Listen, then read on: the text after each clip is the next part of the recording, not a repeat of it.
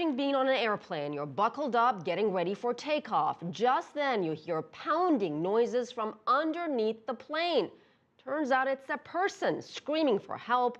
That's exactly what happened Monday when a baggage handler found himself trapped aboard an Alaska Airlines flight in the United States.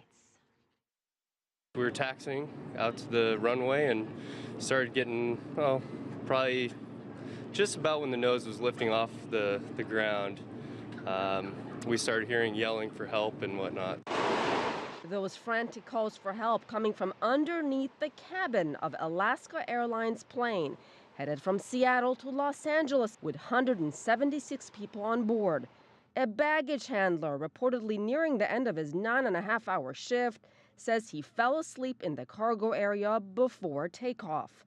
He woke up, locked inside, and began screaming and pounding on the ceiling above him, trying to get the plane to stop.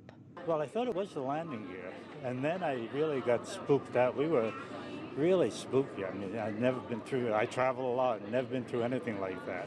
The pilot made an emergency call to air traffic control. I think we have heard a noise from the baggage compartment. Maybe a person in there, so we're going to come back around. Passengers say 2 U.S. air marshals jumped out of their seats trying to keep the worker calm. The captain said they were turning around, and then he re-announced "Don't panic," which made everyone panic. And then after that, the air marshal was on the ground pounding and yelling at someone. And so we were like, what is going on? He started banging back, and he yelled really loud and said, "We're getting ready to land. Hold on to something." 14 minutes later, the plane was back on the ground. Television news cameras watched as the worker slid from the cargo area. He was okay, but went to the hospital as a precaution. He's since been released.